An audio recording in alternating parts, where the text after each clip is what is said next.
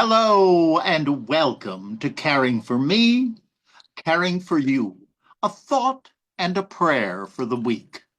I'm Greg Johnson. I'm the president and CEO of Greg Johnson Partnerships International, whose mission is uniting the world in family caregiving, because it's something that does unite all of us. I'm also a therapist and a counselor based here in New York City, but having the privilege of working with people in many parts of the world on issues of family caregiving, grief, addiction, and spiritual direction.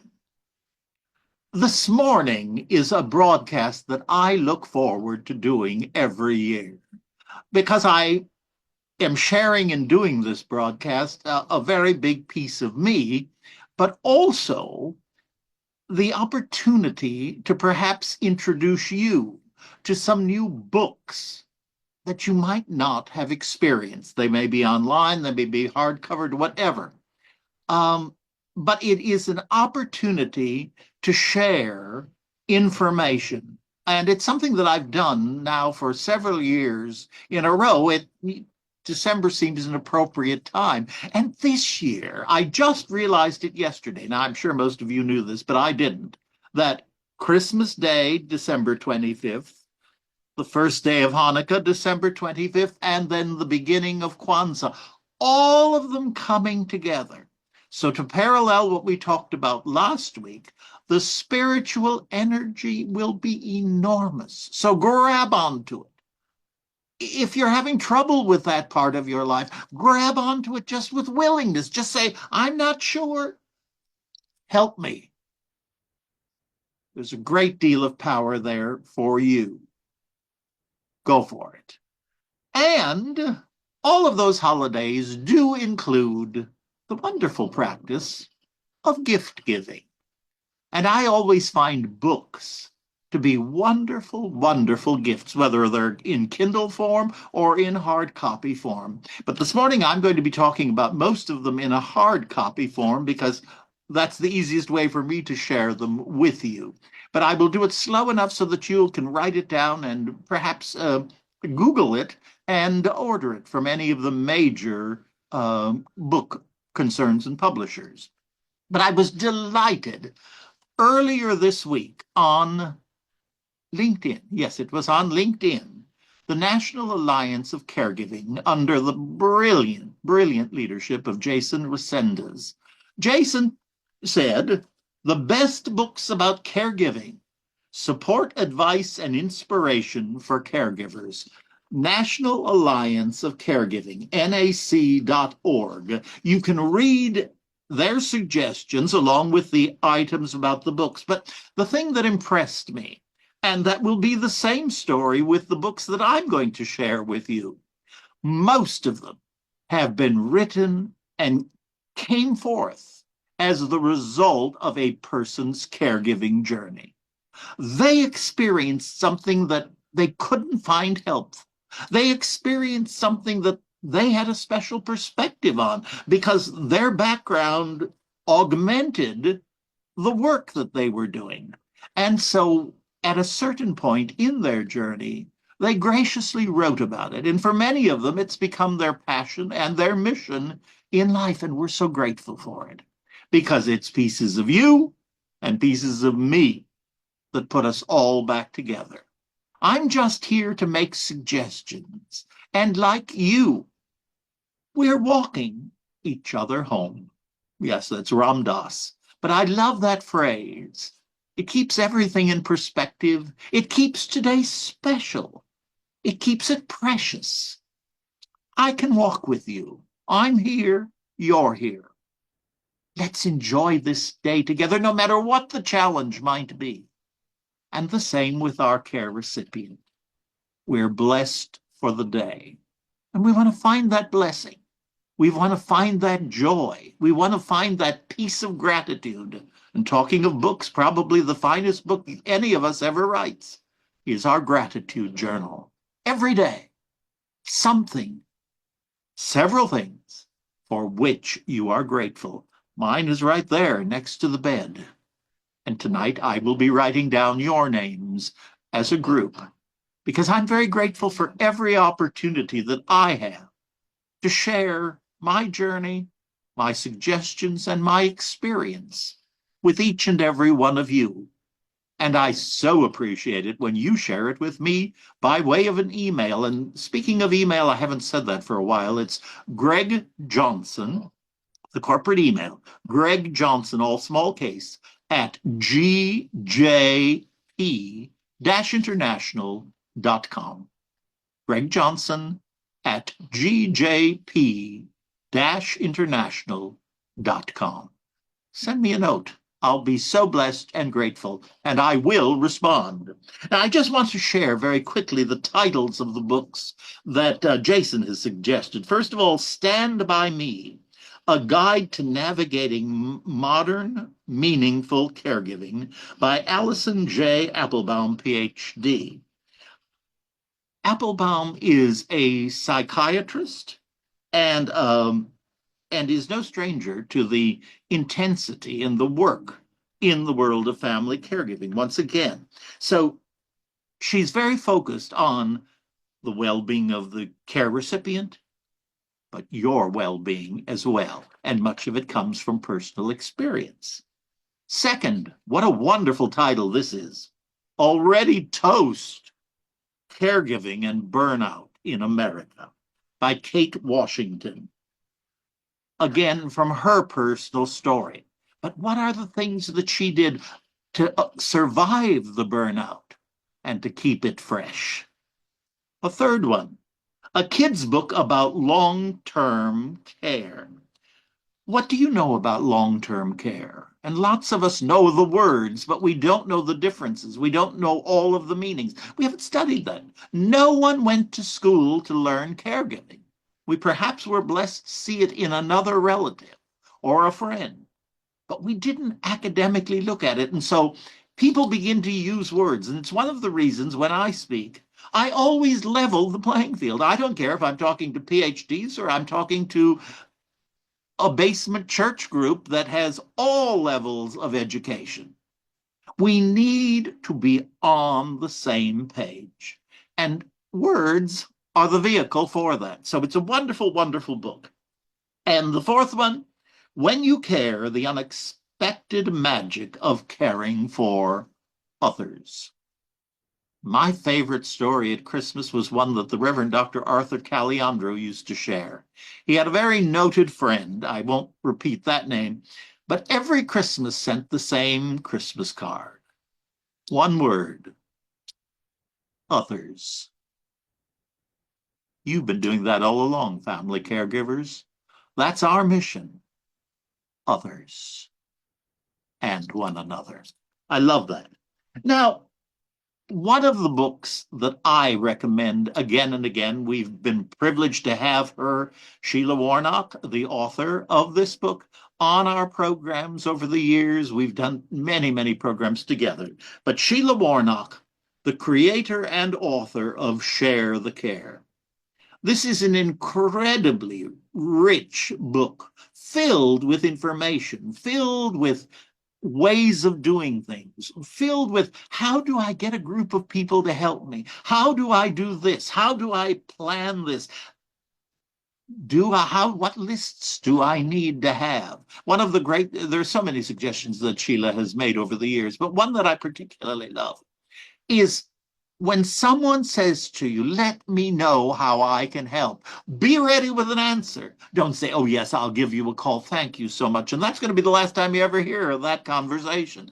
Write it down. You know that next week on a Thursday, you need somebody to help you run an errand, drive you somewhere, be with your care recipient while you go to a doctor appointment, to another appointment, whatever it might be. Have a list of things that allow people the gift of helping. Don't make it just a platitude. Make it an action step, and you can do it. Absolutely. Now, one of the books that I always like to share, and it's selfish, but it's something that I'm very proud of, with the National Alliance of Caregiving many, many years ago. The original founder, Gail Gibson Hunt, and I wrote this book for the White House Conference on Aging. This is the 4th edition, and Emblem Health generously made it possible. And the title is the title that I love more than any. Care for the Family Caregiver. What? A place to start. Yes. Where do I begin?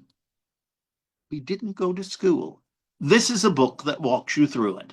The website is I will put it up again on Facebook for you so that you can go to it. It's a wonderful instrument for you to use, particularly, and I've shared this with you, but I repeat it in case someone hasn't heard this. The idea is if you're having trouble with some of your relatives or other caregiving members of the family, brothers and sisters, whomever it might be, aunts and uncles, and you feel that you as the primary caregiver are just being put upon. Part of it has to do with family dynamics, yes, but we can turn that around as well by approaching it from a point of view of, I had no idea this is what family caregiving was about, but I found this booklet and I'm going to share it with you. I know the author, that type of thing, make it personal. And I want you to read. And when we're together, I'd love to have a little time to tell you exactly what's going on and to invite your suggestions and participation in perhaps new ways in the coming year. Say a little prayer before you make that statement, because a lot of energy can go out first. I want to set the stage. I always say a prayer before I go on live, that I can be focused. It's a good idea. That's something I learned long, long ago. There are no atheists on a concert stage, I always say. When you walk out, the lights come up, there's an audience there, there's a piano, and you. You like to know that there's a higher power with you. I learned that a long time ago. And one of the ways was to connect with that inner piece of the divinity. And then I stood tall, I breathed in, and out we went, on with the show. We've been doing that a long time. Now, speaking of show business, because this was written by my very dear friend, Reverend Marion Gambardella, and myself, a book of prayers, peace be still, prayers and affirmations for family caregivers. This book was written really when her husband, the famed opera singer Giovanni Concilio, passed, and my husband had died the year before. And I looked at myself and had a conversation of what really helped me the most. Well, what helped me the most, I am an ordained minister, but that doesn't mean I've got that all under control. Not at all. I'm as human as anyone. But what helped me was the fact that each morning before I got Joe up, I had a few moments of prayer time. And at the end of the day, I put him to sleep and then went and had again a bit of time of prayer. And I looked at the books that I used that were meaningful to me. And I realized that many of them were rather specific theologies, not just Christian, I might add. Some from the Buddhist tradition, some from the Jewish tradition. I've been blessed to have a very inclusive life. And I love it. I love every pathway to the divine, for there is only one, with many, many roads getting there. And I love to take them all because I learn. They're simply words that people are using. It is one, the source, the power, the higher power, whatever word works for you. But I needed a chance not to get stuck in theological words. And I didn't want that for other people. And there was really no book that was gentle. And so Marion and I wrote this book, and I was very thrilled. And the next book that I'm going to talk about comes from an organization begun by Dr. Georgette Bennett, the president and founder of Tannenbaum Center for Interreligious Understanding. And this is what she wrote. Peace Be Still is a deeply religious book in the best sense of the word.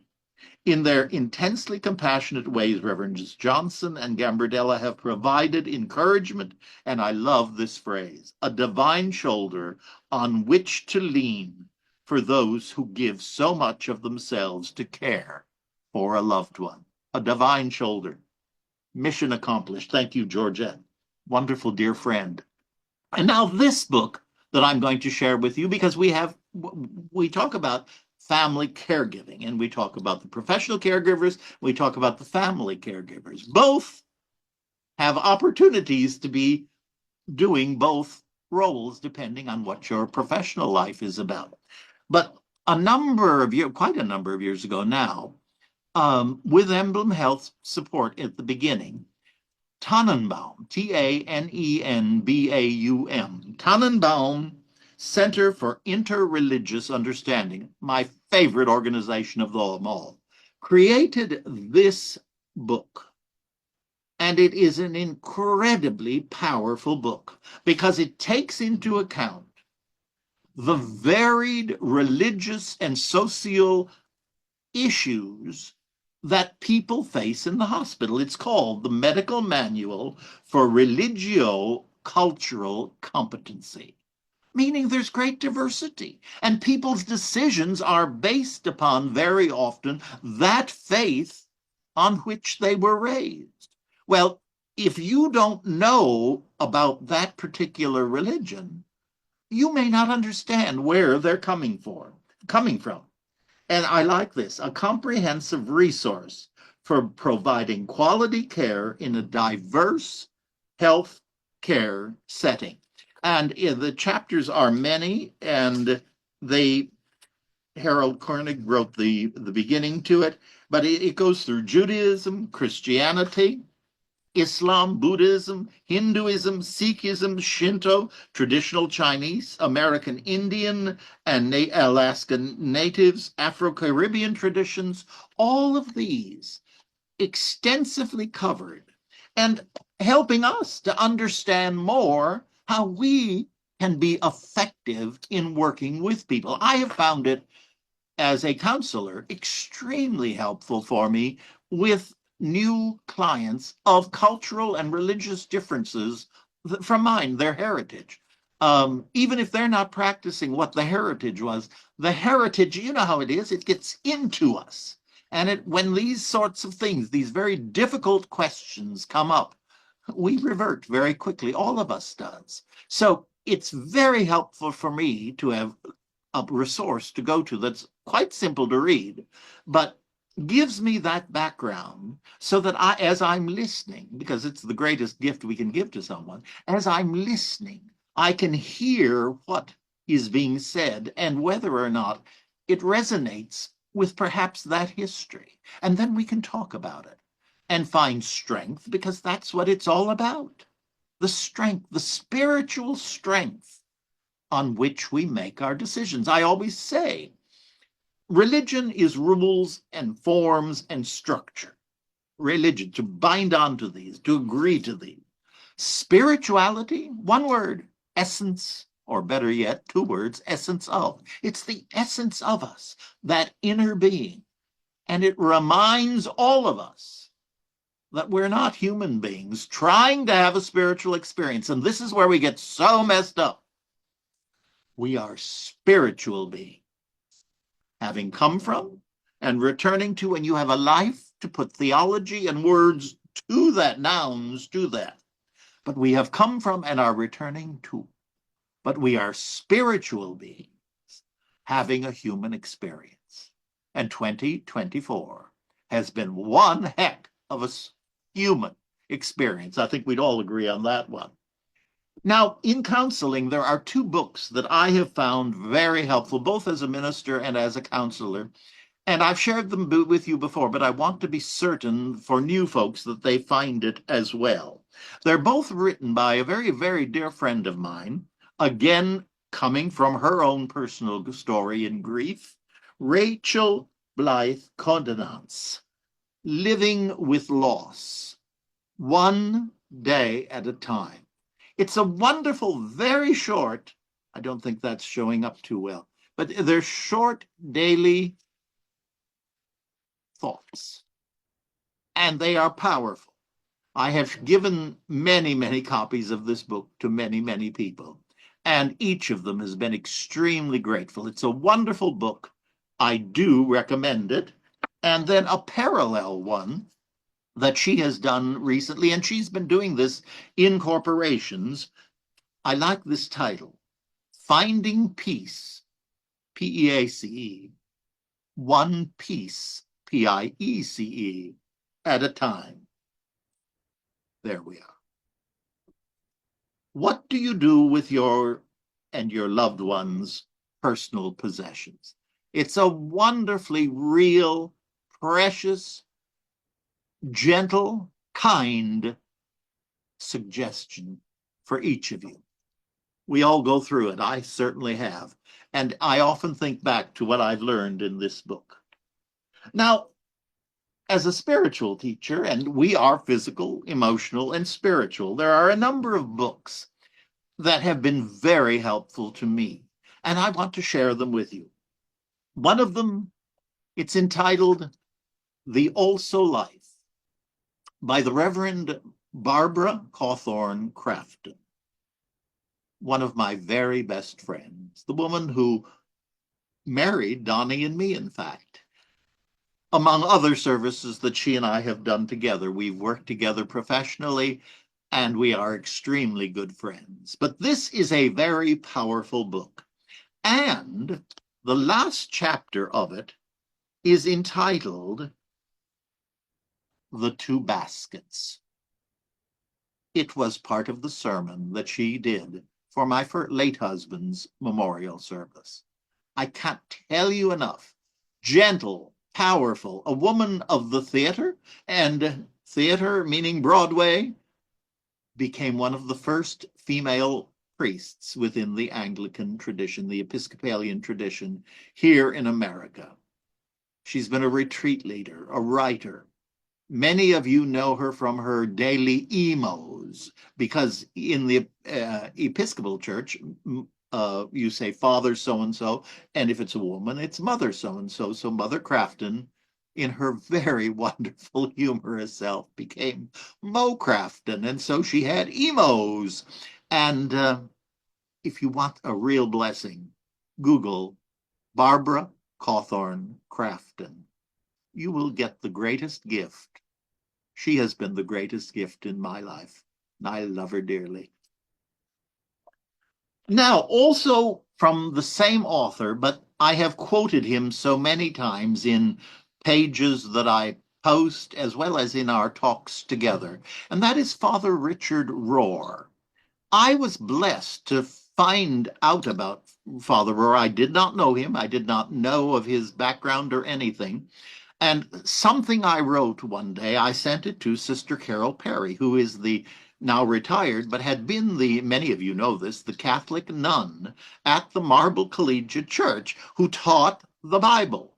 She taught it for many, many years, and it always seemed her classes were in the basement, so she got to be known as the nun in the basement, and we loved her, and we love her to death now. She's absolutely wonderful. Carol is one of the great, great people who, at nearly 100, continues to do some extraordinary, extraordinary work. I have learned so much from this lady, and she wrote me a note one day. She said, "Oh, you sound just like Father Rohr." And I wrote back and I said, "Well, if it's coming from you, I'm delighted to know that, but tell me, who is Father Richard Rohr?" So I, of course, Googled him, and she told me of her connection to him and the great work that he has done, feeling that he could do more inside than standing outside throwing stones. And so he's written probably my most favorite book. I have read this now 3 times, and every time I read it, it's like reading it for the first time because I see something brand new. The Universal Christ, Christ, not the last name of Jesus, but a name that is powerful and uniting in all traditions. This is a powerful book from a noted Catholic priest, scholar, and a man highly respected in multiple religions all over the world. Now, he's also written 2 books that I have used many times in dealing with people who are going through various issues. As you know, I've been involved in the world of 12-step now for over 34 years. And this is a book that Father Rohr wrote, Breathing Underwater. I just love the title, Breathing Underwater. It's very appropriate description, but it's spirituality and the 12 steps. Spirituality and the 12 steps. If you're involved in the 12 steps, have a read. It's absolutely wonderful. It's absolutely inclusive, and it is just a joy. It's a powerful read. And then one that I like, because I'm in the second half of life, there's no question. At 78, I'm nearing the other end of the second half. But we often talk about the first and the second halves of life. The first half, we're trying to find out who I am and this, and it becomes a much more materialistic part of our lives. The ego is really going big, and sometimes it gets so big that we unfortunately begin to believe in the ego, edging God out. I love that acronym for ego. But then things begin to happen to us. We begin to fall apart. We have medical issues. We have family issues. We have all these sorts of things. It's called life. And we begin to reevaluate. And we begin to go within. And so the first is material. The second becomes far more spiritual. And Father Rohr has written this: falling upward, falling upward. As we go up the scale of life, we often fall to go up, fall to go up. 2 steps forward, 1 step back, and onward. Richard Rohr. I cannot suggest that more than I possibly can. Now, these are just a few suggestions that I wanted to make. And it's always such fun because I continuously am interested in books. I'm interested in essays. I'm interested in podcasts. We have much new technology that allows us to do a lot of listening, but I must admit I'm still someone who likes to feel the pages of the book in my hand. That's just me, and I'm welcome to that opinion, and you're welcome to whatever one works for you. So I wish you joy in giving. Giving, having and living from an attitude of giving allows us to make room to receive. It's extremely important. We don't give to get. We don't give to have strings on it. We give and we let go. And as we give out of our abundance, abundance is attracted to us. A very important spiritual law. And now, as we come to the end of this broadcast, will you join me as we do a variation? This is another translation to the meditation on loving kindness. Let's think about someone, our care recipient, perhaps. Perhaps someone who's having a terrible, difficult problem. Perhaps another caregiver and their care recipient, whoever they might be. Let's see them surrounded in the light of the divine. By whatever name may be comfortable to us, may we behold them. May we see them peaceful. And may we say, may you be happy. May you live in peace. May you walk in ways that bring blessings. May you know love. And now I invite each of you to vision yourself, to see you in this very hectic time. Exciting, but it can be very hectic. It can bring up lots of emotions. It can be stressful. It can be fearful. It can be tearful. It is in the present moment. So in this moment, let us say and pray, may I be happy. May I live in peace. May I walk in ways that bring blessings. May I know and share love. And then finally, for you and for me and for the world, let us pray together. May we be happy. May we live in peace. May we walk in ways that bring blessings. May we know and share love. And it is so. Amen and amen. And as we always say, onward in love and caregiving, namaste.